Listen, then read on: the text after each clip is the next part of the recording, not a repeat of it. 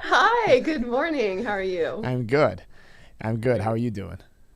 I'm fabulous. I'm really looking forward to this. That's nice. Yeah, me too. Parenting is a topic where I think it's one of those topics where I think like I know everything, and I'm sure you're going to prove that I know nothing. So I'm an open book. I'm an empty uh, cup of tea.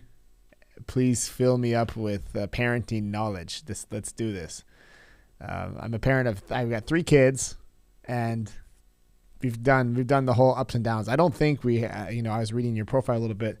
You guys had quite a very drastic down at some point, and then to Mhm. come back from that, and then to share that. I would just love to pick your brain on parenting and um, it's positive parenting, right? That's what Yes. that's the website also, positiveparenting.com. Yeah, so let's just jump into this topic. This is good stuff. I love parenting. I love being a dad. So I hand myself over to you. Okay. Well, it is funny because the that you think that I have something to teach you that's better than what you know. I mean, I think that I love that. Thank you. But I think that my journey definitely shows that that's not necessarily true. It's more the desire, like what you have. You say you love parenting. That's what I found when I first discovered this, because when my kids were little, I think I was miserable 90% of the time, yelling at them and not having fun. And like as you said, I have a bumpy journey. We can talk about that if you want. But as I got through that bumpy time, and I took my first real parenting class, and I just loved it. And I thought, oh, this is super fun. And I organized my neighbors together, and the person I took the class from, we hired her. We each chipped in $5 and hired her to come in every Saturday and teach us a lesson. And we would trade different people's houses and provide coffee and donuts and then have this lesson. And it was just because I was so needing something to not be yelling at my kids and being kind of crazy mom all the time. And those little shots of things that are so simple yet pretty profound, to go from yelling and punishing to actually teaching our children something valuable and responsible, and teaching them respect, to be respectful, but in a, I would say, kind of a backwards way. Like, we usually demand respect, and that's not how we teach respect. And so I just was super excited about it. And then after using a lot of the tools that I had learned over a year, I thought, oh, this would be really a fun thing to teach. And that's kind of what led to me starting my business doing this.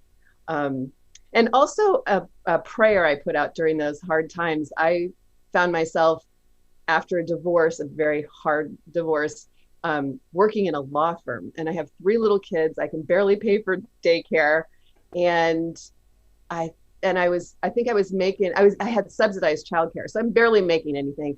And I just said, God, give me work that I love, that makes a difference in the world, and lets me be home after school for my kids. Like, that was my deepest desire, was to be able to be engaged with my kids in my perception of what that would be, which is going on field trips and being there after school and that sort of thing. And that's what kind of led the way to the parenting classes happening, because that allowed me to have a very flexible schedule. I could schedule my classes to teach when their dad had them. I was able to schedule, meetings and whatever work I had to do at home, flexibly around their schedules.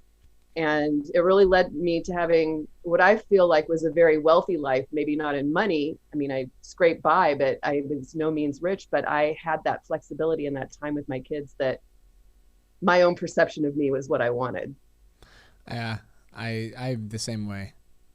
I I mean, it's kind of funny because today coming here was like I wanted to have this conversation. Obviously, like that's not, but I was like, gosh, that's one of the values I have. Is at 3 p.m. is like pick up the kids, and now I'm daddy. The phone is gone. I'm just with the kids, and um, that's for sure. It's for sure a value of mine that I hold really high. I hold it above making money too. That's just what it is for me.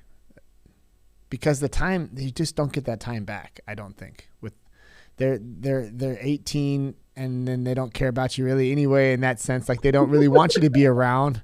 And so Right. I've got like this little window, and the rest of my life I'm going to be able to work late shifts or do things, But until my last one is, kind of like giving me like, okay, Dad, you give me some space. Until that happens, I should just be sucking it all in and taking it all the time I can with them, because there's just so many little moments. It's so precious. I just picked, like, my wife just brought him home from the kindergarten, and then I picked up my boy from like the after school, like you go, whatever you call it. I don't even know what you call it anymore. Like the after school kind of. I have it all in German in my mind, but, and you just look them in the eye and kind of see where they're at and what they're doing. And it's just amazing when you really step back and just look at like this 9-year-old, this 5-year-old, and this 3-year-old, and how they're all in these different stages, and how they're all like, they're happy. And you come up to them and you're like, I love you. I'm going to go. I miss you. Oh, I miss you too. Oh, Daddy, why are you going to work? Oh, and it's like, but I love that, because it means that we have like a healthy connection, and it's okay to miss each other too. That's also healthy.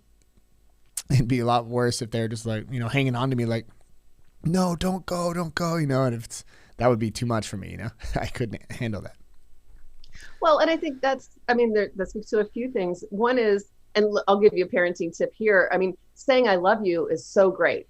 That's one of the best things we can do. And you can take that deeper by saying, what I love about you is, and remembering whenever we're acknowledging them in that way, I love you is pretty general. It doesn't, everybody needs to hear it and say it. Obviously, I don't want to say that, but with kids, when we say, I love the way, your energy just lights up the room for me, or I love the way you're helping your mom today, and it made her smile so big, and I love the way you whatever.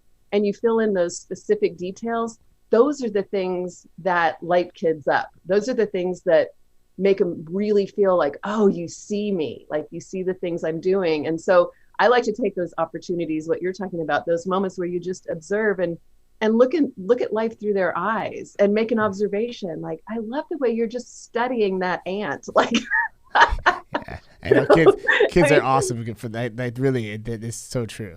Kids are just great. And so just to kind of label it, give it a better label, to be a little bit more specific, so that there's just even a deeper connection even, right? It's like, oh, okay, like he loves me. We all know he loves me. He says it, but like he loves the way that I'm riding my bike. Like my little 3-year-old, she just started riding bikes. No one taught her, because she's got 2 bigger brothers and sisters. So it's just like she's jumping on that bike. She doesn't care, and she just never thought about it. And that video had to go through all the family, on WhatsApp and all the things. And it's just like, God, you just look at that. You're like, and my wife and I looked at each other again. And we're like, okay, it's another step. Like she's getting bigger and bigger. And it's like, you're losing that little 2-year-old, 3-year-old. She's turning into like a little girl now. And it's, it's just so precious. It's hard. It's amazing. But at the same time, it's kind of like, hold on tightly, let go lightly. It's like what we always say. It's like you just have to be in it. You have to be with it. For sure. And it is so easy to say, I'm proud of you, or, good girl, or, just something super generic like that. Yeah. And it takes much more thought and much more observation and connection to say, I love the way you just jumped on that bike. That took a lot of courage. Yeah. What was going through your head? Like, you could have this whole conversation about her journey that she could teach you about her own inner being. And you don't get that with the generics. You don't get that with the, not thinking comments that we've all learned to say to our children. So it's definitely, to me, it's different than praise. Like, everybody says praise your kids. That's how you build their self-esteem. Well, yes. And praising often focuses on external, like on end results. You got good grades. I'm proud of you. You sat still. I'm proud, good girl, or whatever these things are. Whereas encouragement is a way to really look at their journey and their process and acknowledge that, and not so much focused on the end result as their journey, which I think is where we can super greatly connect with them and where they see us. And as you're saying, each kid is so different. So being able to see how each child is different is also a huge gift to the kids, when they don't all have expectations on them that are just general. Like, okay, everybody's got to get good grades. Everybody's got to be good in sports. Everybody's got to be good at whatever. Like, no, everybody needs to achieve a bare minimal standard of everything, but each child has their own unique gifts and talents. And so to really recognize those, some of the kids just make us laugh and they're so funny. Some of them may be more serious, but maybe they're good in, their studies and they really just love to learn. And so all of them have their unique gifts and talents, and we can really help them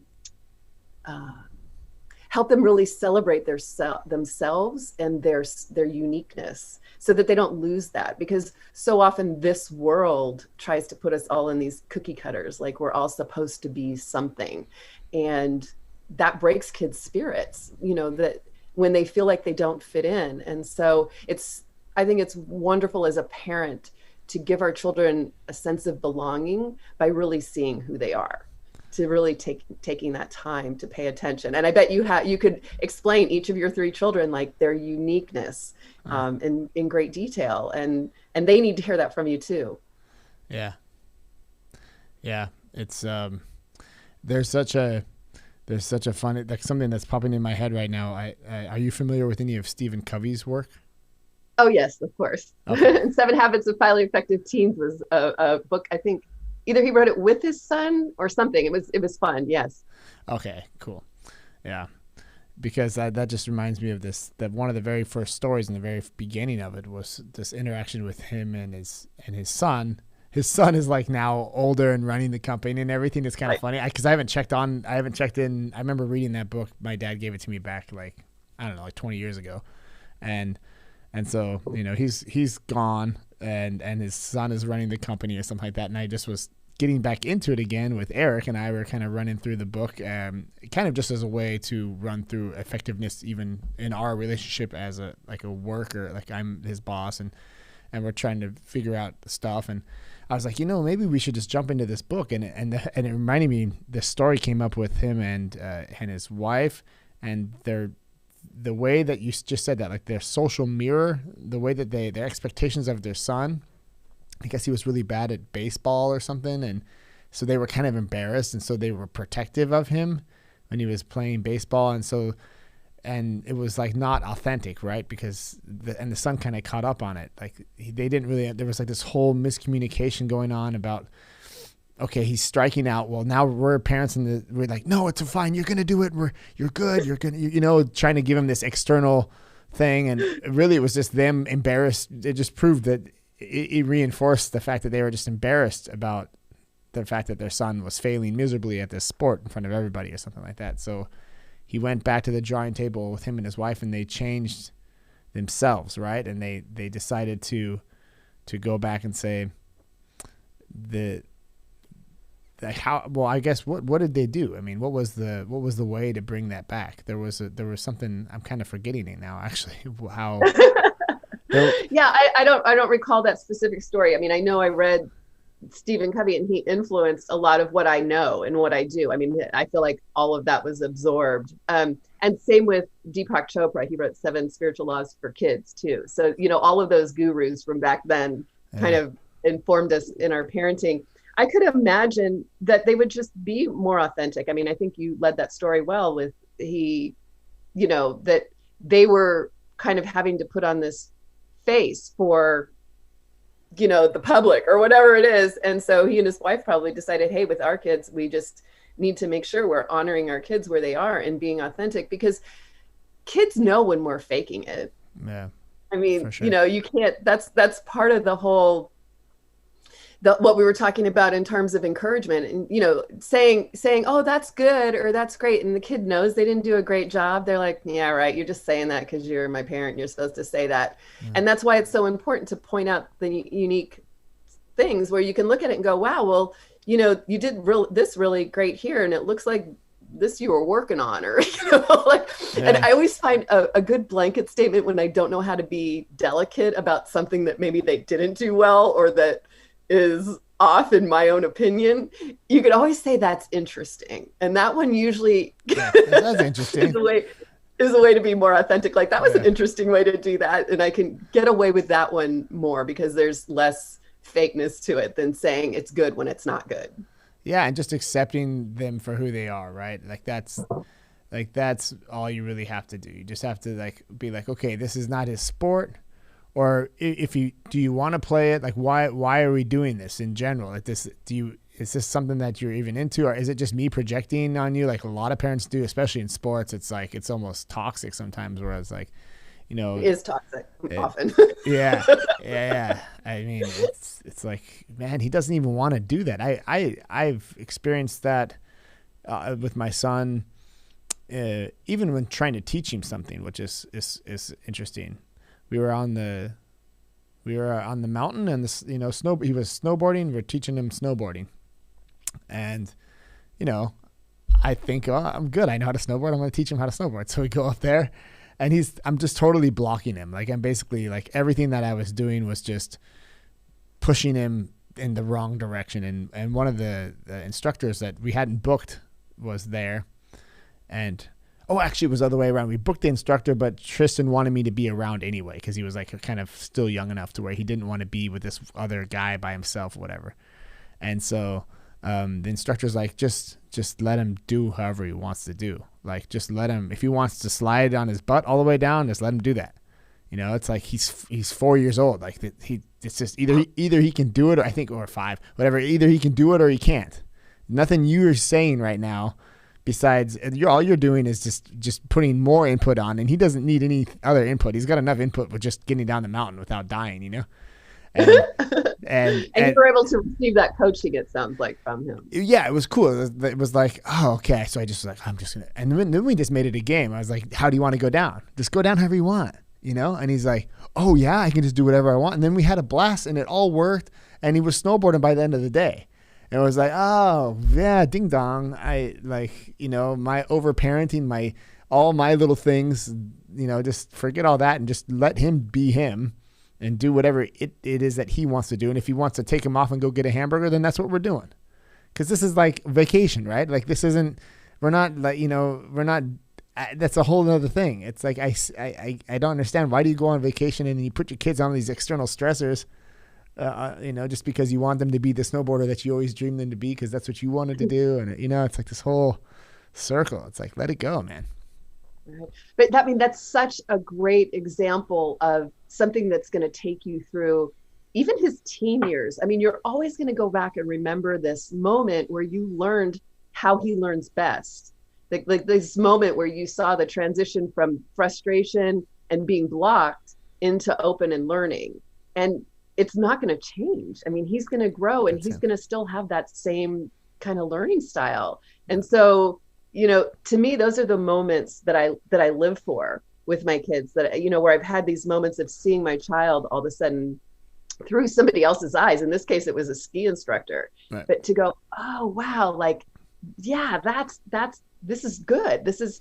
And that to me is what the parenting classes are. It's like, it just opens my eyes to all these little moments and things where I think I'm doing it right, or the right way, or the best way, or whatever. But really, there's other ways to do things that might be more effective. And there's some things that are effective for some of our kids and that aren't as effective for others. And so we have to learn to adjust and treat each of our children, you know, and parent each of them in a way that's effective for them. And I get so many people that come to my classes, and yes, there's a ton of diagnoses out there. I know that, but I've been teaching for 30 years, and 30 years ago, ADD was all the rage, and it still is, but there's a lot of other things. But I would get probably a third of the parents would come to my classes and, oh yeah, my kid has ADD or ADHD or whatever.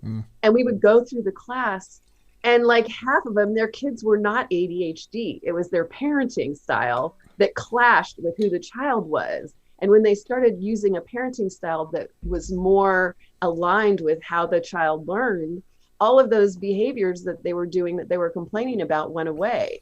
And then with the other half, whose kids actually did have something physiological that was giving them, you know, impulse control issues or whatever it was, they found that even then, learning a bigger, broader range of ways to react and respond to their kids allowed their kids to behave better, allowed their self-esteem to be better, because that's the biggest problem with kids with actually any of the diagnoses, is the secondary self-esteem damage that comes when we have expectations of them that they can't achieve.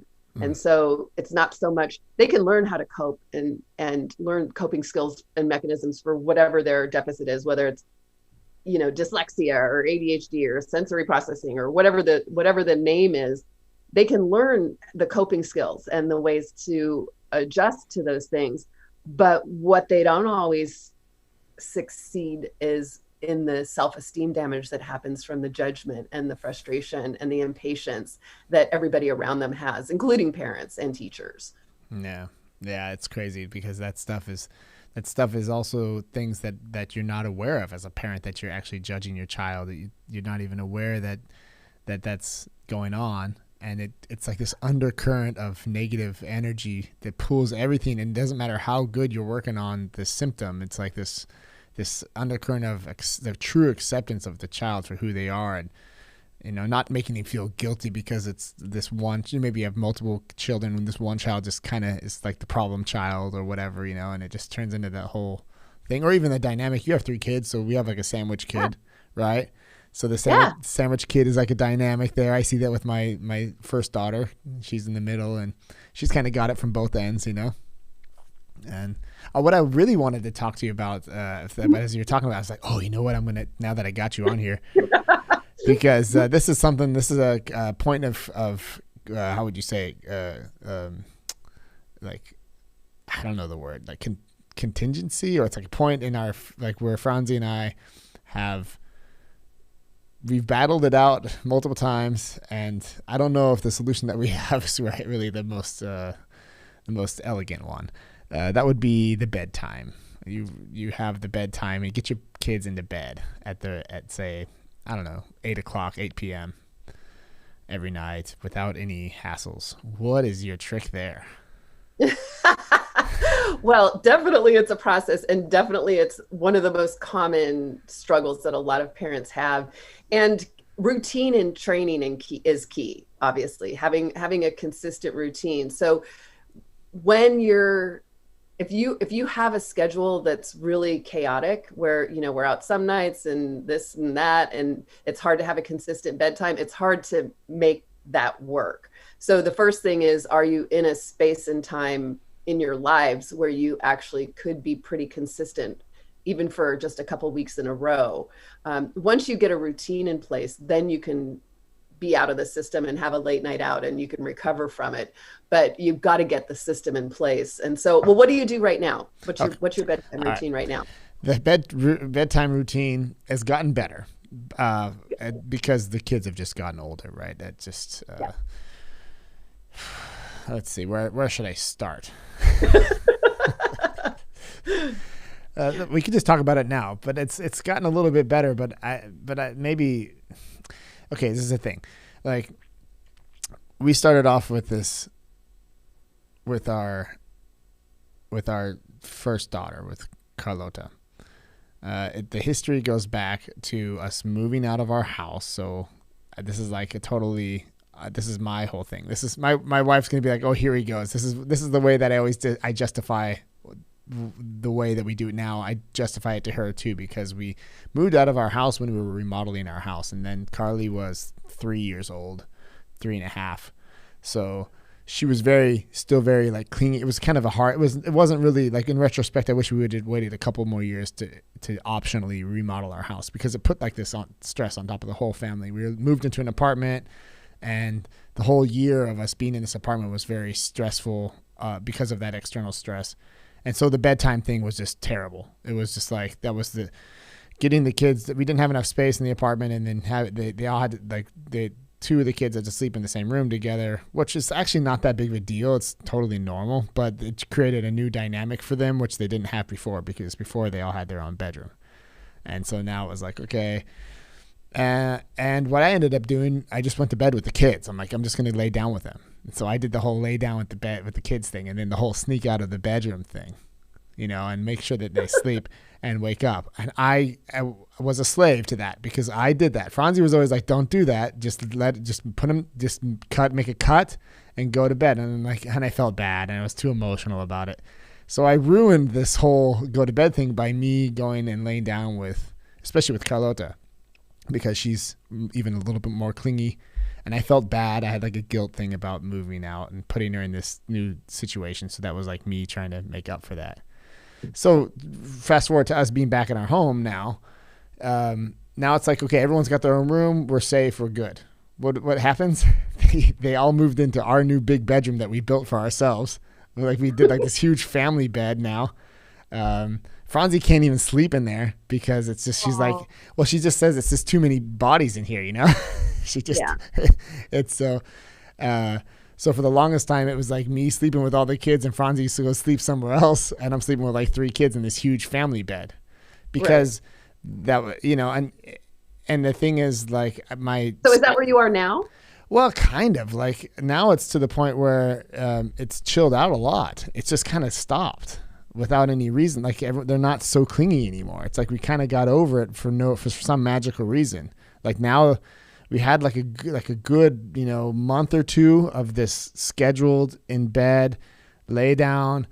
Oh God, you know, brush your teeth, that whole thing. I don't know. It's just, I can't put words on it. You know, you just, I wish we had this conversation like at 8:30 p.m. after I just got back from doing this, because then I would just be like, yeah, and then it happens there, and then this one does this, and this one does that. And actually, since it's been so chill lately, I don't have like this emotional trigger that I usually have, like when you have those night, like, yeah.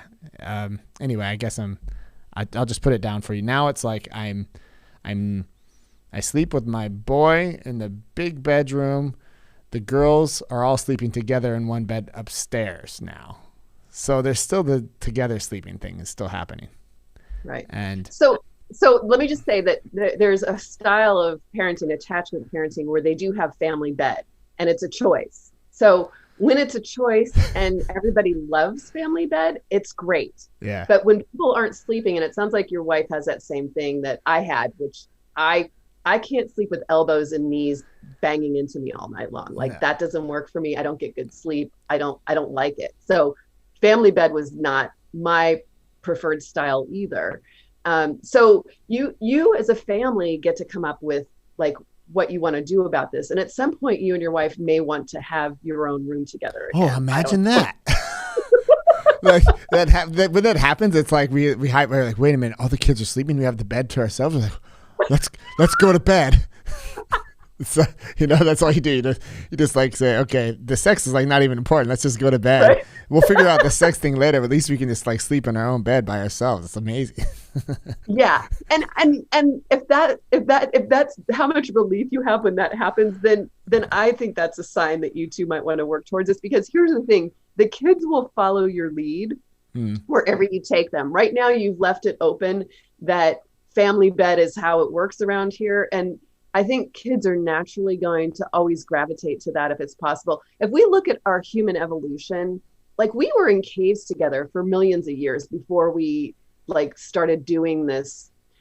Even the whatever family, you know, the way our families are so isolated, we don't have extended family living with us anymore. That's all happened in like the last 100 years. Right. So this is super, super new.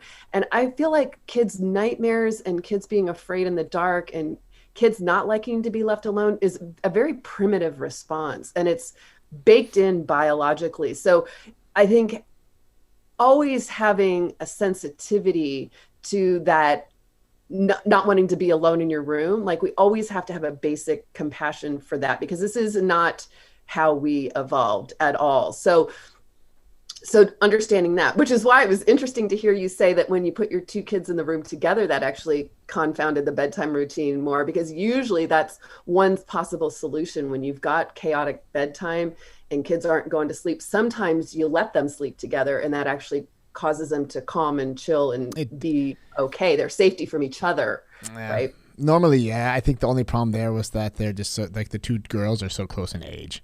And so there was just that problem. Taking each other on and and they just wouldn't get to sleep. And it was like, It's like, what's 9 o'clock, everybody? And we're getting up at 6 a.m. tomorrow. Like this is getting old. Like it was getting that, but that was like, again, that was our own external. I take full responsibility for putting in that situation. You know? But it's interesting that I never thought of it like that as far as the cave. That's totally true. It makes very good sense. And my mother-in-law says that too. She's like, well, do you like to sleep alone? You know, Everyone likes to sleep together. I mean, it's baked in us, you know. Right.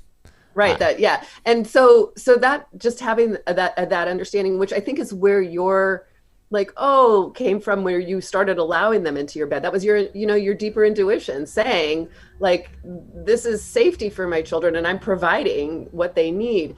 And our lives don't have to be all about that anymore. And we do get to help them transition. And the way that we do that is based on our feelings and our behavior. So the fact that your wife needed her sleep separately, she took care of herself, that was the best way to do that. Because if she had stayed in the bed, her resentment would have affected the children more than being away from them by leaving. And so you, at this point too, it sounds like you would prefer not to have them in your bed.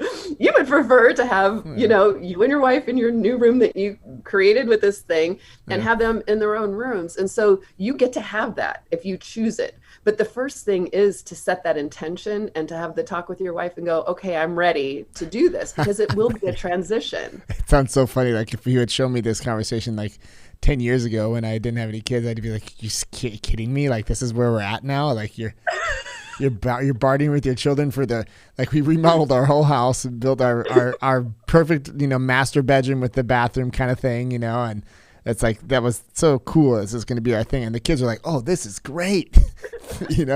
Their 3 bedrooms upstairs are like just empty rooms with like their toys in it, it's just, but at the other end of the spectrum, I don't know, like I do like that feeling of like when, but at the same, I feel like the having them feeling comfortable and being in a place where it comes from themselves to like where my son, I'm waiting. He's 9. He still kind of wants to chill around. He's still very, he's like me in that sense. He's very, connected, and it's nice. And I want to nurture that too. I like that because I know that eventually that also is going to be gone, and it's like, do you remember the years when you used to, when you used to sleep in bed, I won't be able to talk about it. He'll be like, shut up. Don't say that right now. Right. So I know that's coming too. It's around the corner, but before we know it, it's going to be 3 years down the road, and he's going to be like, I'm in my own room, and you don't come in my room. How about that? Like, that's like the next phase, right? So it could be. I mean, not all of them. It sounds. It just, everybody's different, right? Yeah, we all have different patterns and paths. You don't know, but what you do know is how you feel about it, and so your ambivalence will keep you where you are right now. Ambivalence. That's a good word. What does that mean again? Like what does that mean, please? What ambivalence? My English has gotten so bad since I moved to Germany. I don't remember what that means. Yeah, well, it means I feel one way and I feel the other. So I don't. Ambivalence. Yeah, like it's. Yeah. Yeah, I have like conflicting ideas in my head. Like I liked being alone with my wife. My mom. That was weird. With my wife in the same. A mom. Yeah, with a mom, exactly. I'm not allowed to call her mom either, by the way. Just sorry, honey, I'm outing you like totally on there. And then and then I also want So please continue. So I'm. Yeah, so you have to really get clear on this before any, the kids will absolutely follow your lead on this. That doesn't mean that they won't fight you once you make a decision. Like, let's say you decide, and think about this, like, how can I still get this connection that I love so much, and this cozy comfortness and sharing your room? I mean, that's part of sharing your castle. Sharing your thing is part of the way that you're showing love to your kids. And so it almost feels like if I let that go, I'm not loving them in the way that I've already shown them I love them and that they like to be loved. So, there's a big part of this that's holding you back from creating the thing that you want. But let's just say you decide you want to have the limit, both for yourself and maybe because you think it might be time for your kids. It's probably my main thing is really like just to nurture the relationship with my wife. And that's pretty important because you and her are together for the rest of time. These kids, you've got about 10, 15 years left and they're gone. Yeah. So that's a perfectly valid and actually one of the main reasons that I would do this, because nothing comes between relationships more than raising kids. I mean, that's what causes most of the divorces. And so it's absolutely key and important that you nurture that relationship and that you two stick together all through your parenting years, because you've got to still love each other at the end of it. And so, yeah, I mean, that would be a super noble reason. And so again, you and she have this conversation, like, let's claim our room back. Okay, we got to make like a strategic plan how we're going to do this here. Yeah, you'd need to have a plan. And so one of the things that I did, because of when my kids were younger and probably around the age yours were, it was I always honored the fear at night, and anytime that they wanted to come in for safety, like safety to me, emotional safety is super important. And so if they felt the need to come in my room, I didn't ever want to like ban that. But what I did was they weren't allowed in my bed. They were allowed on the floor beside my bed. So either I had a rug or they had a mat, or I actually had mats under my bed that they could pull out and have next to my bed. Ooh. So they were totally allowed to come in and just sleep on the side of my bed. Because for me, it was about my quality of sleep, and that I just needed them not in the bed because they would always kick me. Not on purpose, obviously, just kids in bed, they're like flopping around. They're like not still, and every little thing wakes me up. So that was a transition for me. Was they always knew they could come in and lay on the floor beside the bed, and they would do that if they were afraid, and it would allay their fear. So that was one transition. So you and your wife need to come up with your plan. So is it something like that? Is it where they have to sleep in their bed at night, but they can come in the morning? Maybe you have your cuddles and snuggles and that connection, in the morning when everybody wakes up. Maybe it's on Saturdays and Sundays, everybody gets to stay in the bed. Like there's some way that you and your wife can come up with a routine that has a good balance of alone and together, so that you get to have it all really. Yeah, it's interesting. I like that idea about the weekends, maybe even doing it more kind of like starting just weaning it off like that, like kind of doing like day on, day off, or 2 days on, 2 days off, and I don't know. Sometimes they have this idea of like cut the dog's tail just once, you don't need to cut it multiple times. And it's like we're doing that whole thing with my smallest daughter has do we call it a binky? Pacifier. Yeah. And so that's like that we're like right there with it. 3, we're trying to do that, so that's like one of those moments where it's like she's instantly going to want to be closer. She doesn't have that thing. She's like, now I'm like, at least I got mommy here or daddy here, it's going to be some type of compensation there going on. It's hilarious just to think about how this psychological warfare is happening with these 3 children, It's just sometimes it's so magical. it is. I love it. It's not negative. The psychological warfare sounds kind of negative, but sometimes it just I compare it to that because there's these mornings where you're trying to get out of the house, and I feel like I've like signed 3 individual contracts with each child. And now we're in the car and we're going, and I feel like I've succeeded in some way, shape, or form, or they've succeeded, and someone signed at the bottom, and what's in that contract I couldn't tell you. It's just like, and then there's times where I remember we get to work.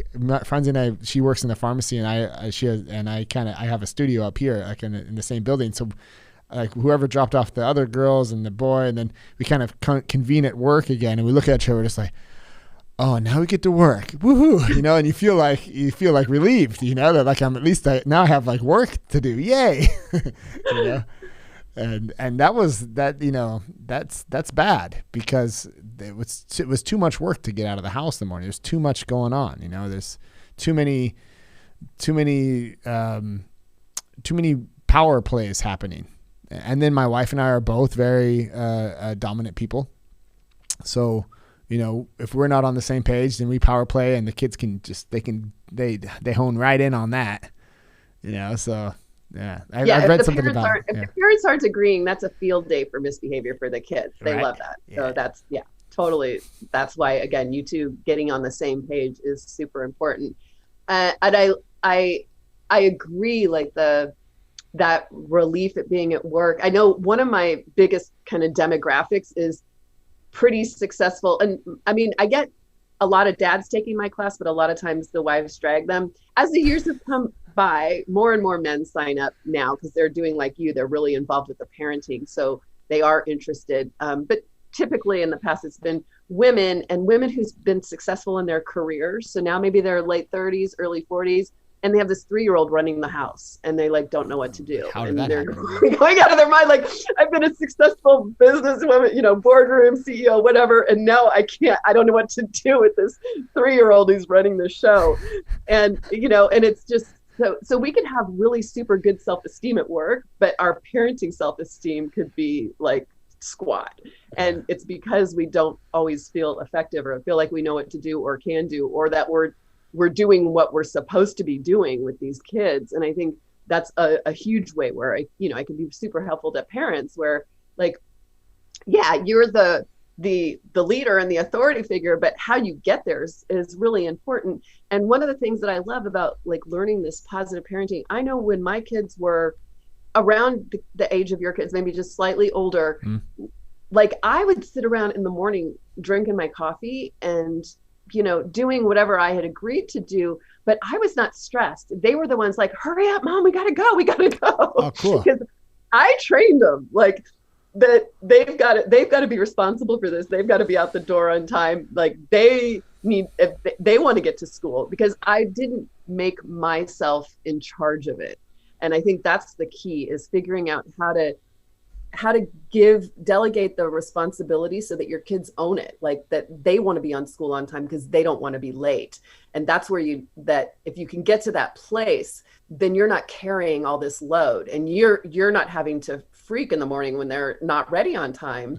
Yeah. If somebody's going slow, I might make an observation, go, oh, it looks like you're lagging a little bit. Are you going to be ready when it's time for you to go? Yeah. And, I'm really careful with my pronouns. Like, I don't say we when it's not like, we need to get good grades. No, you need to get good grades. I can help you if you want, but there's a lot of ways where I think we overuse the we, and it's a mistake, because then that implies that we're carrying responsibility for something that they need to be responsible for. So I'm very careful about that, my wording. Can I give you can you give me just a 2-second? My wife, I don't know if it's an emergency or if she just wants me to stop. Absolutely. Maybe she just wants me to stop talking about her online. let me get this caller back really quick. 1 second. I'm sorry for that. I would never normally do that, but maybe it's an emergency. It's perfect. Yeah. This is perfect. But maybe I should have her conference call. Hey, everything okay?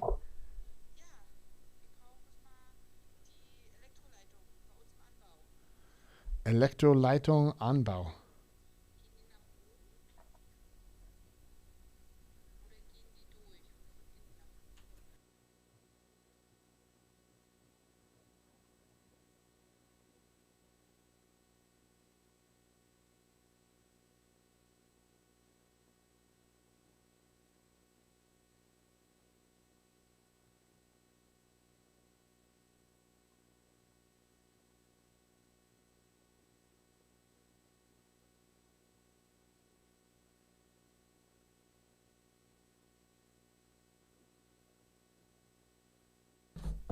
Wow, that was a lot. So that's the last time I go on my phone when she calls during the podcast. She's calling me and asking me about if the power lines are coming from the top or the bottom to the switches, because she's got someone there to install the drapes. That's very important. Because she knows I'm on a podcast, and I always tell her, like, only call me if it's like, she's done really good. She hasn't done that once in the last like 6 months. She's been totally on it. It took a good 6 months training for her to know, like, I'm in a podcast. This is like a live thing, and I don't really want to, and so I have like a protocol with her, and it's like, so only call if it's and so she calls, and well, she just cried wolf, I guess is what you call that, right? But I wanted to go back to pronouns, because this is so important. This is such a thing that this is where I think the big parenting power play comes in. You mentioned that you trained them. Eric, does that sound familiar? Training? Like this whole training thing.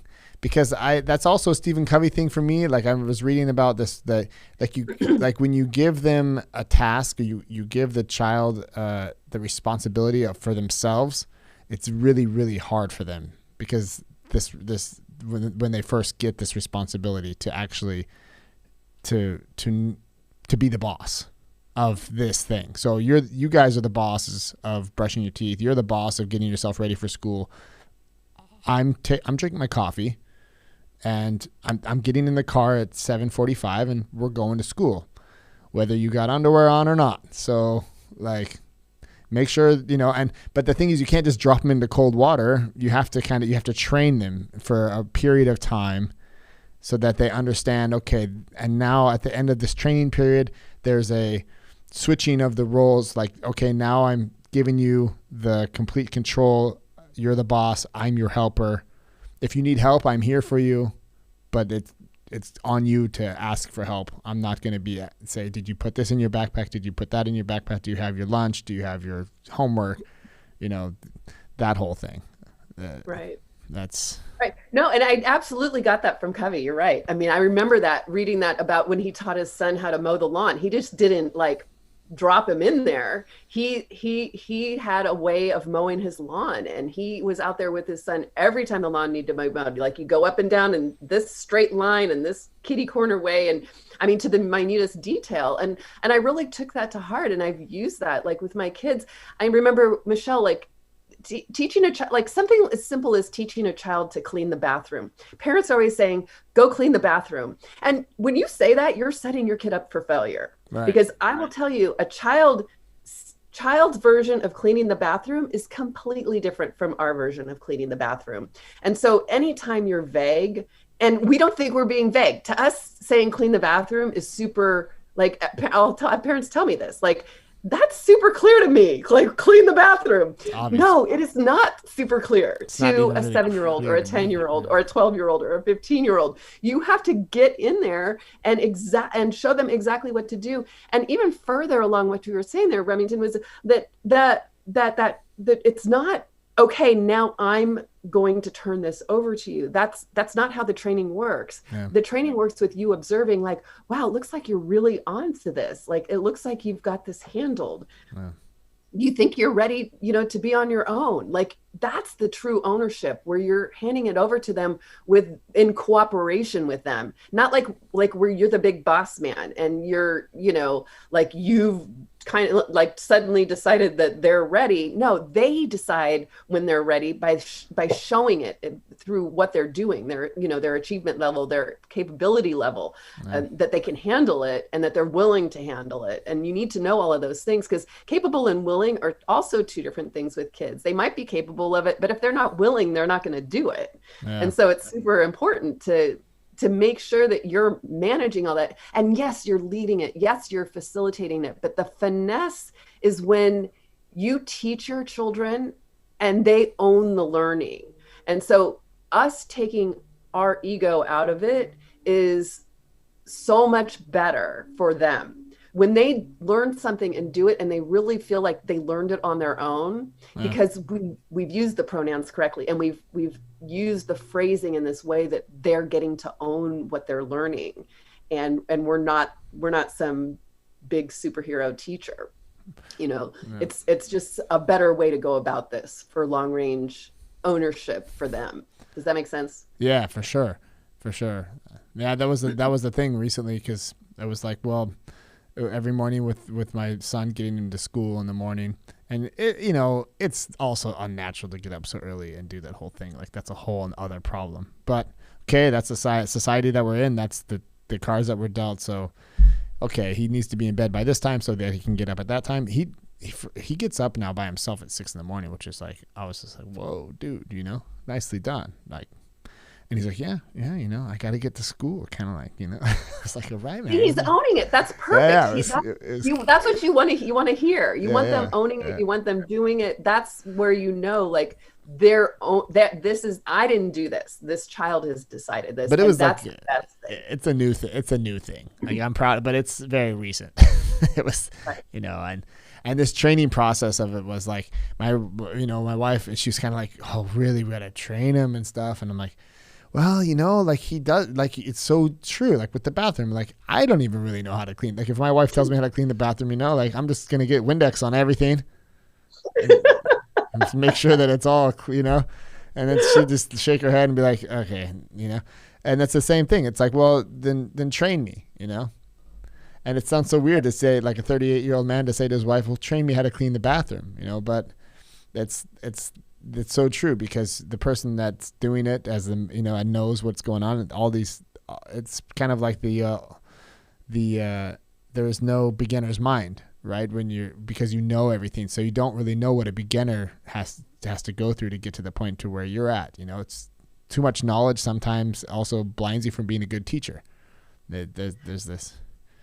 Absolutely. And it's so helpful. And if your wife understood that it would make you do it correctly by showing you and help, I mean, you could be her hero, right? Yeah, and right. She doesn't understand that all you need is instruction. And typically, like, men and women, like, that's one of the biggest areas, because we, for whatever reason, and this goes back to instincts and all that too as well, like, women just automatically assume a man's doing that on purpose, or, and it's not true. It's like, what you're saying is externalizing these mostly internal things that are happening. It's like, well, if you just show me how to do it, I'll do it. And that's how most men are. Like, they just need to understand, because you're going to do something, like you said, with the Windex, like, path of least resistance is man brain.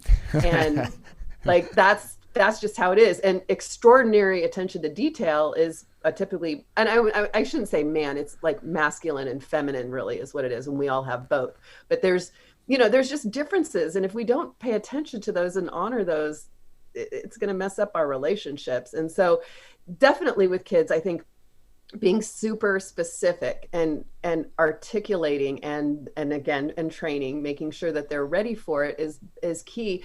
And I take any resistance and uncompliance that I'm getting as information. And I look at that information, like, so if the child's not, getting up or, following whatever the agreement is, and, this is general, it's not very specific, but I'll take that and go and analyze it. Like, is it that I haven't done enough training? Like, have I not been clear in my communication?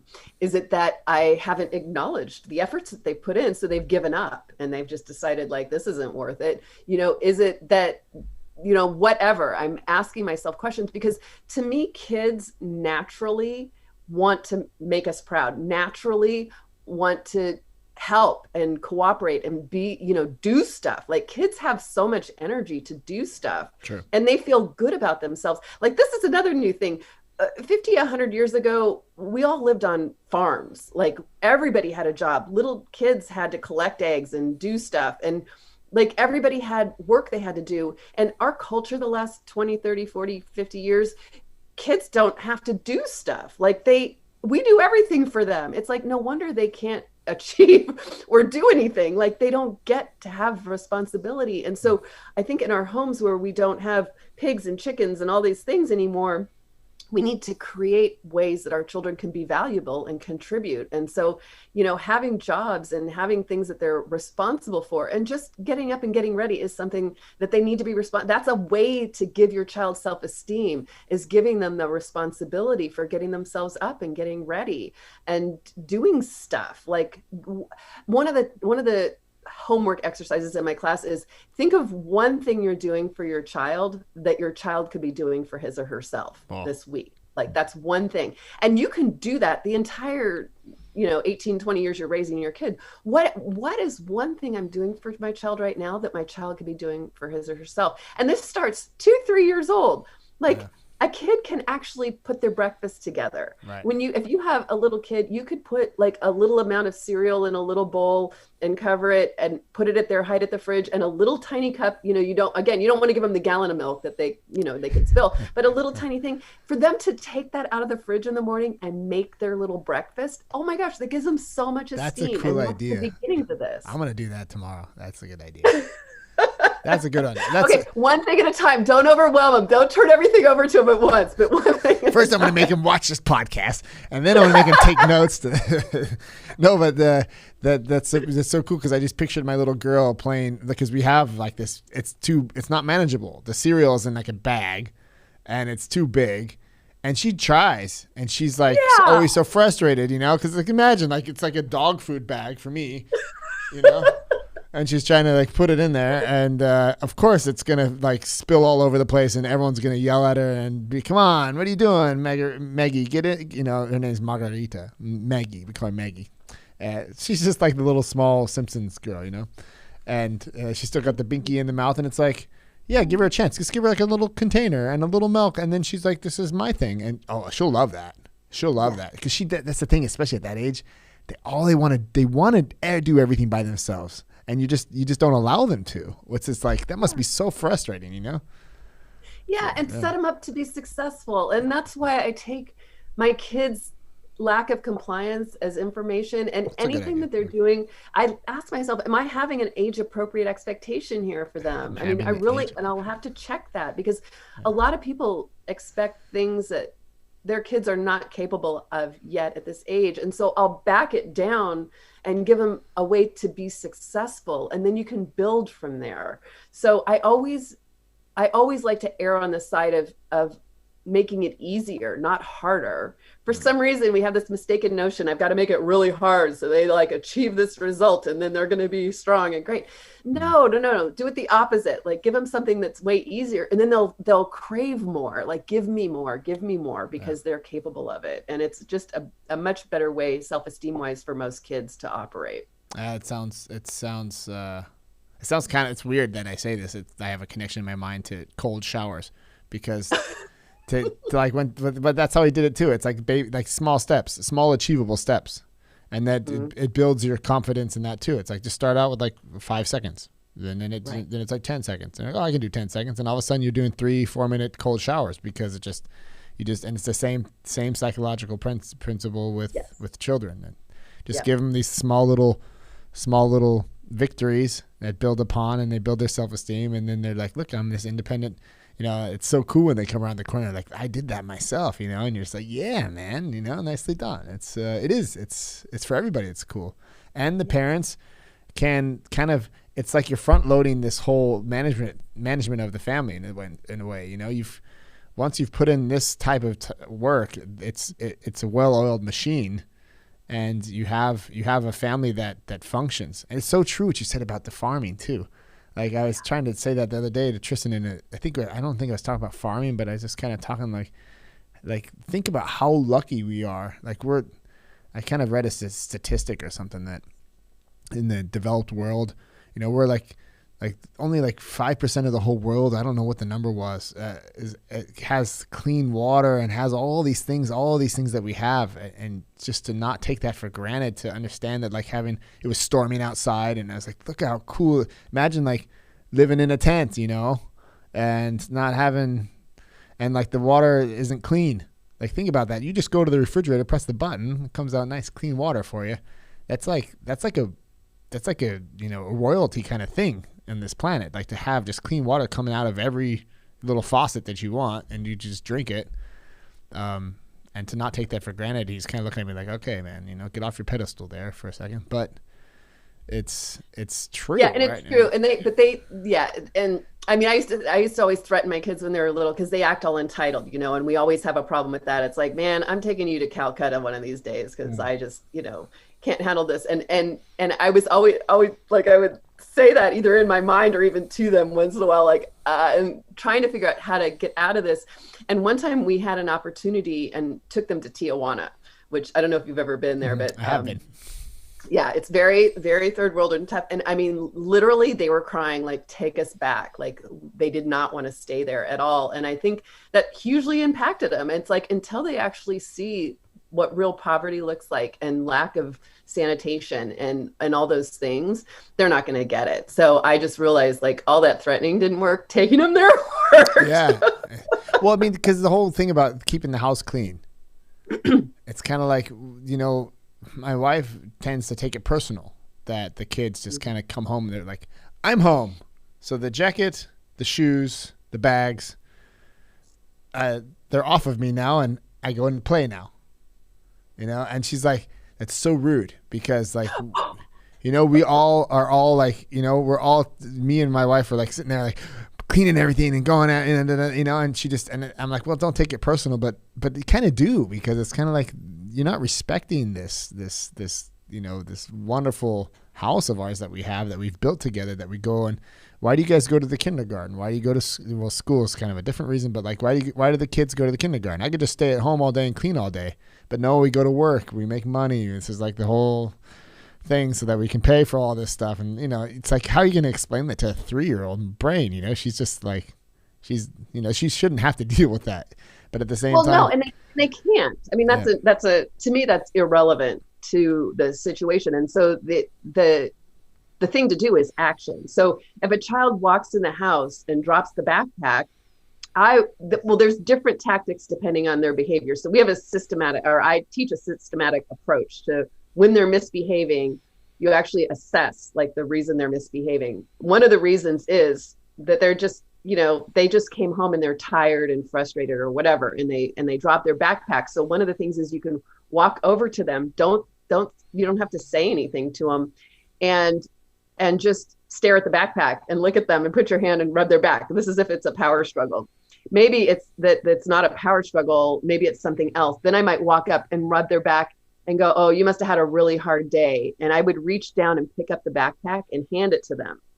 I wouldn't say, take this to your room or anything. I would just hand it to them. And if you just hand it to them and you're not specifically calling it out, usually they'll just take it.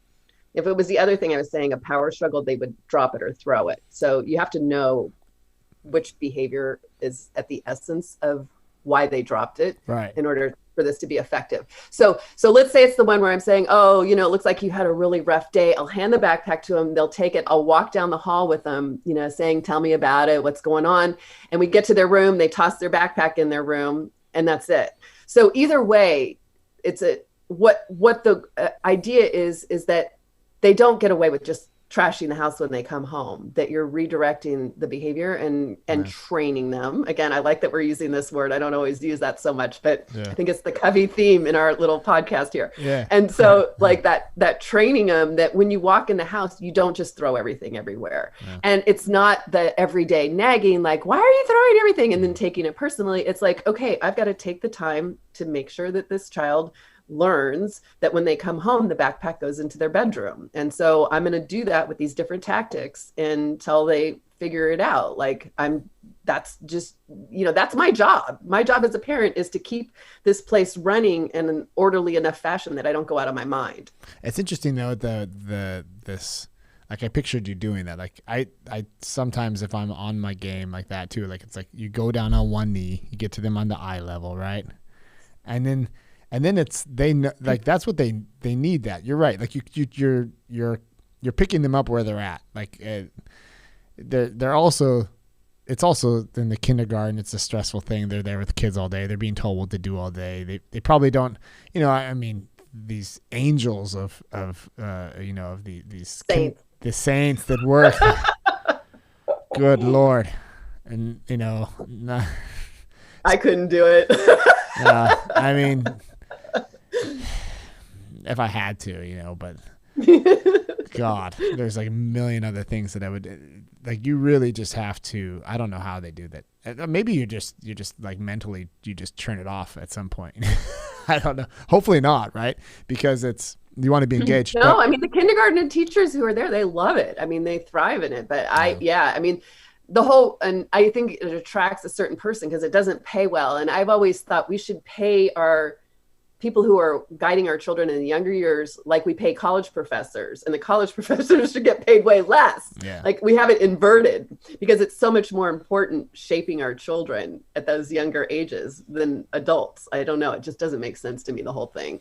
It's true. If we've been to a kindergarten where it just was too full, there's just too much stuff going on, and this one person's just doesn't have the ability, And you see that the children are some will just be left behind. Either some are just with the program, they're like, okay, there's a stressful situation, I'm ready to go, I'm going to do it. These are like the people that are just going to be like that their whole life, no matter what. It's like, thank God. But some kids are kind of like, they need that extra time, they need that extra energy, and especially when they're little ones, right? I mean, that whole phase, that was so heartbreaking back in the day. Like, it's having to kind of like leave them there, and they're like holding on to you, like, don't leave me here. But this kindergarten that we found was really, it's like basically heaven on earth. Like they're just out in the middle of nowhere. We're in a very like sparsely populated area. They're outside even in the wintertime. They can go to the lake, and can't really get much better than that. Thank God for that. But yeah, it's but I've seen that at Waldorf schools. Is that what it is? it's kind of like, well, I'm in Germany, so it's Oh, okay.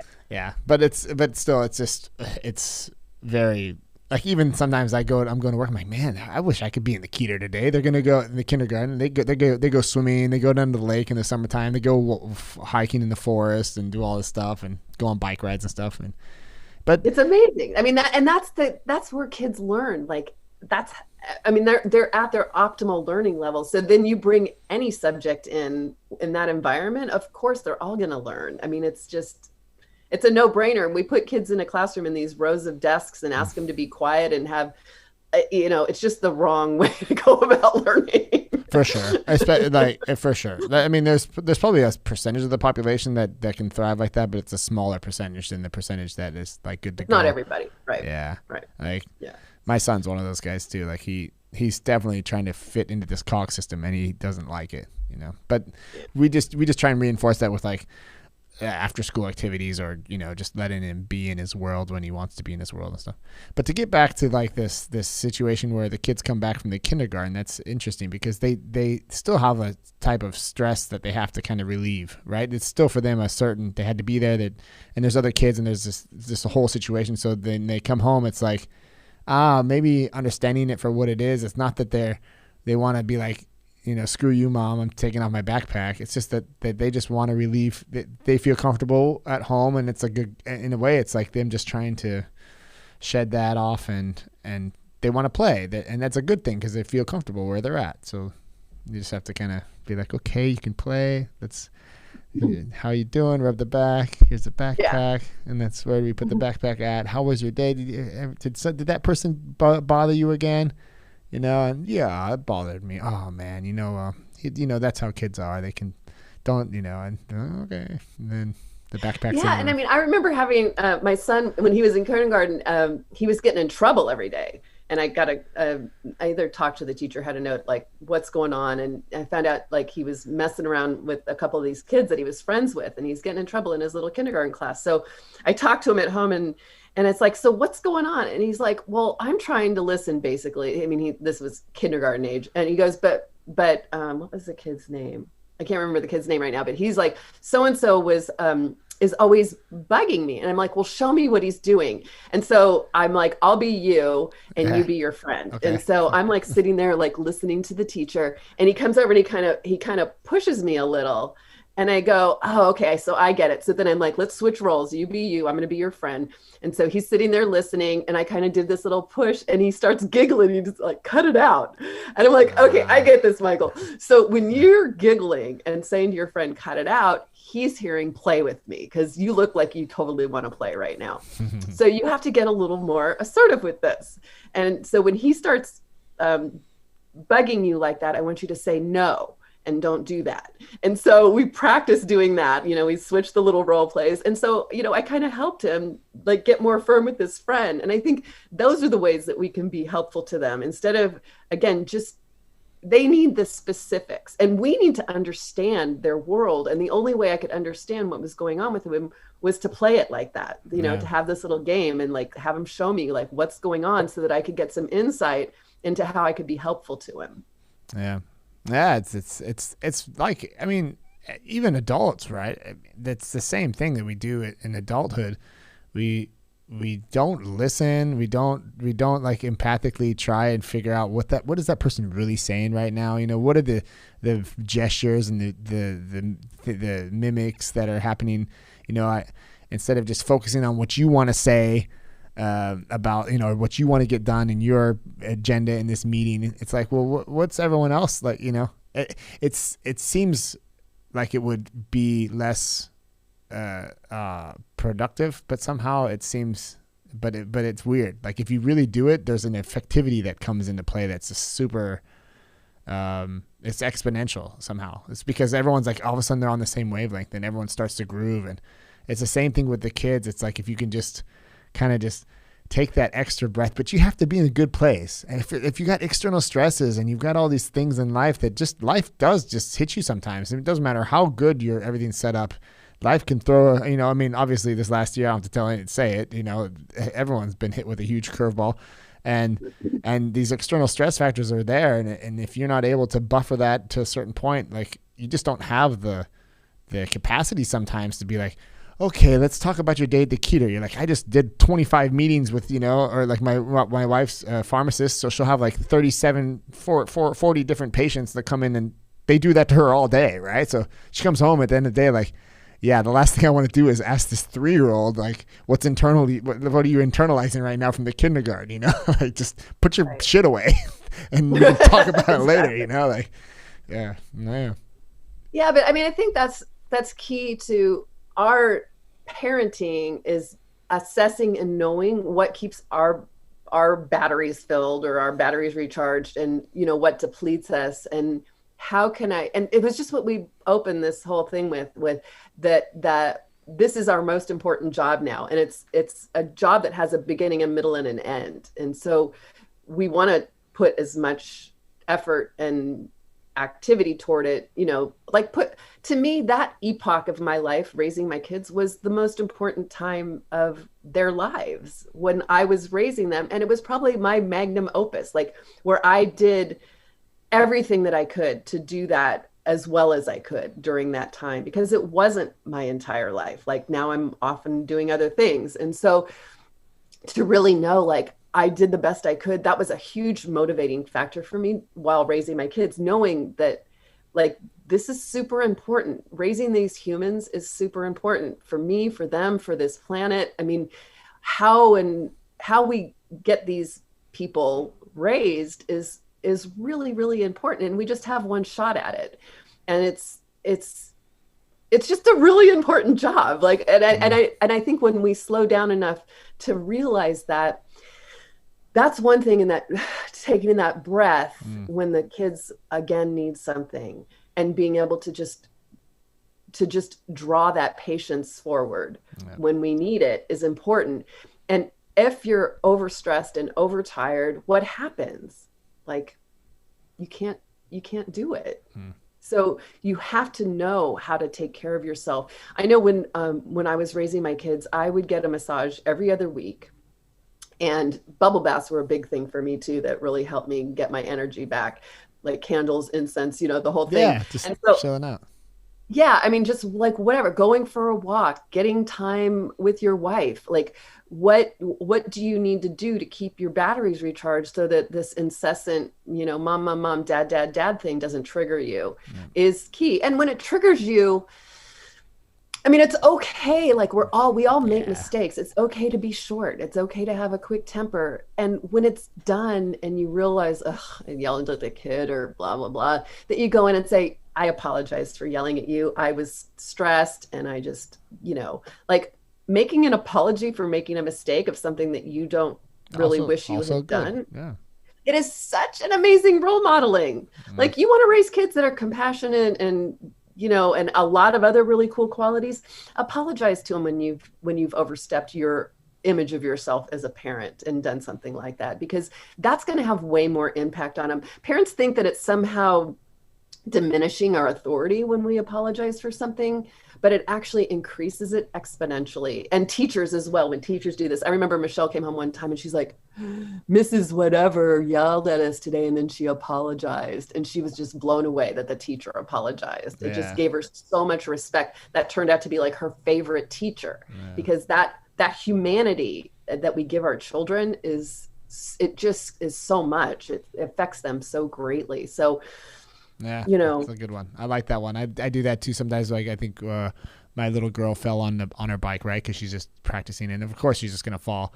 And she's like, so, and I'm like, I fall all the time, and she's like, looked at me like, that's impossible. That first look that you get, and you just kind of, I could kind of say that I'm superhero and I never fall, but it's way more gifting to her in that moment to be like, I pee my pants too, it happens to the best of us. And she'll be like kind of, they think it's like I peed like my pants like last week, Right. But it that humanity is teaching them that we are just humans. Yeah. Yeah. And I think, and they pick up on it too. I was walking one time and I stubbed my toe on the sidewalk, like it was messed up, and it like was bloody, like immediately. And I was like, ow! I screaming. And my son, he was only like 4 years old. He's walking beside me and he walks up to me and he's like, I hate when that happens. Yeah. It happens to them like all the time too. And I felt so consoled. I know, it was like, it was my words like that came back to me that, that I had always said to him. I love kids for that. And it was just, it felt so good. And I just love it. And I love that he had learned that. And so, it's like what we say to our kids over and over becomes their internal and external voice. So what do you want your kids to hear? Like we all have a parent who sits on our shoulder and yaks in our ear. And what do you want the parent sitting on your child's shoulder to be saying to them? And that's the kind of things that you want to say to your kids repeatedly. Don't give up, go for it. Stay with the job until it's done. Like, what are the little mantras and what are the little things that you say repeatedly to your kids? That's going to be what sits on their shoulder and whispers in their ear. Yeah, it's amazing. It's amazing. They're just little recording machines. They want to make you happy, and it's so humbling to realize that, God, how high they hold you too. It's like such a responsibility. They hold you above everything. It's crazy. Like my 9-year-old is just like everything I do, he's watching. Like he's watching me. Whether I realize it or not, and he sees me when I flip out and do these things, and hopefully I feel like that's also a Covey thing. It's so much. I've listened to so much of it that it's just like like you always talked about this emotional bank account. Yes, that's part of it. Yes, absolutely. Yeah. The emotional bank account and keeping that thing full, so important. Every now and then a little withdrawal. Yeah, I mean it happens. Yeah.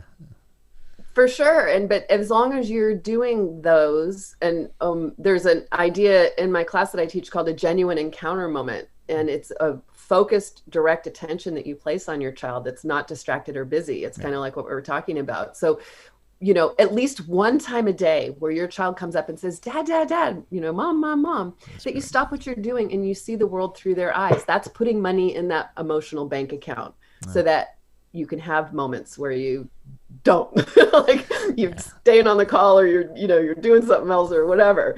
So you've got to keep their little emotional bank accounts full, and just paying 100% attention to them and being in their world does that enormously.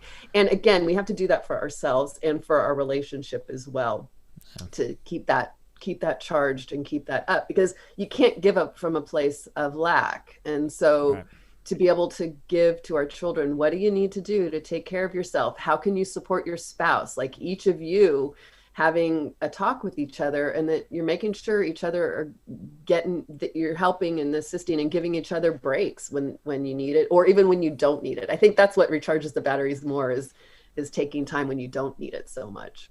True. Yeah.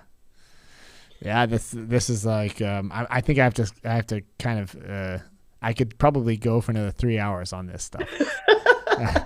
But we've been going for about an hour and 20 minutes, so I feel like this is a good place to stop. I think I know I want to come back to you on this, because there's so many topics, and what I will do for sure is obviously share all of your work and your websites and everything in the show notes, and I'll do a little intro afterward. Like I like to do it after we have a conversation, because I have a better feel for you.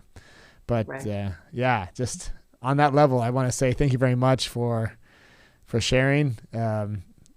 Franzi, if you're at home and you're watching this, I hope you're taking notes. I knew it was going to be like that. I was like so excited to have you on, because I kind of, when you first got in contact, I was like, I looked at your website. I'm like, oh yeah, parenting.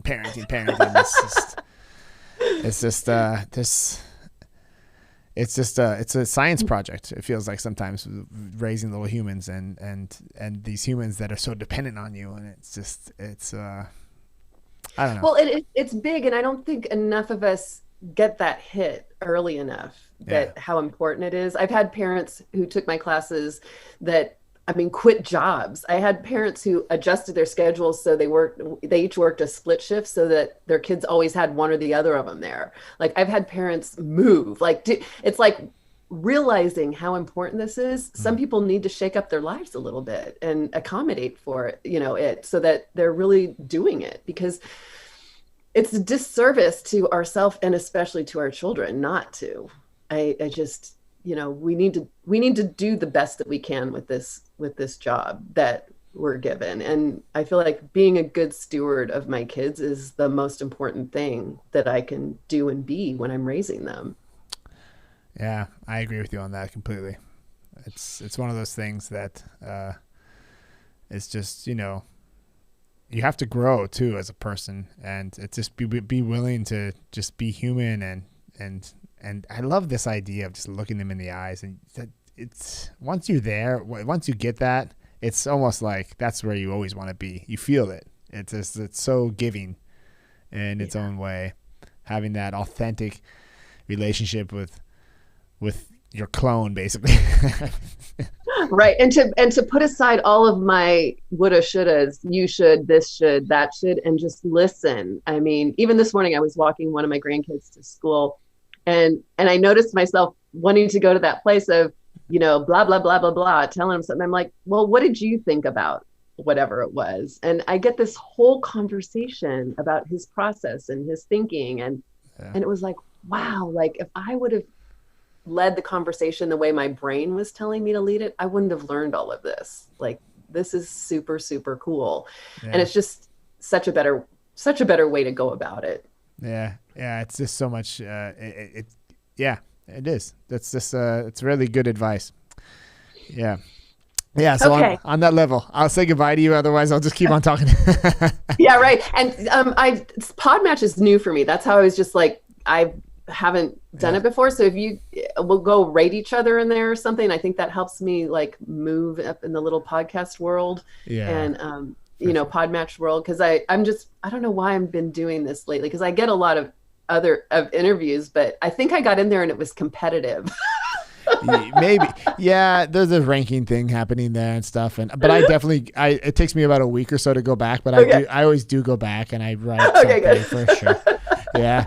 It's like my ranking goes up as a host because I'm not a guest on there, and so it goes from like 100, and I'm like, oh cool, I'm a 100, and then like I look at it a week later, I'm back down to 200. I'm like, well, I didn't do anything. I'm still like a host, right? Still a good host. So I mean, it's an interesting thing. I love it for meeting people like you. Like I love that, and it's and I've had so many good conversations that I don't use, because usually I'm sought out just specifically for my parenting expertise, and so doing this, I've been just talking to all kinds of random different people, like even you. I had no idea what this was going to be. Yeah, but you're such an empathic person that the conversation is it's that's what I love about this, is you just have like these, you get to meet people and we have this thing in common, this thing called parenting, but you have such a breadth of knowledge that I just get it for free, and also my listeners, which is just, it's cool. It's just a nice little preview into,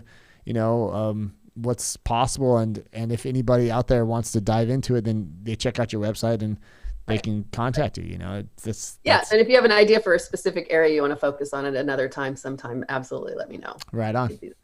Okay. Right on. Thank you so much. Thank you very much. All right, Debbie. Then until next time, huh?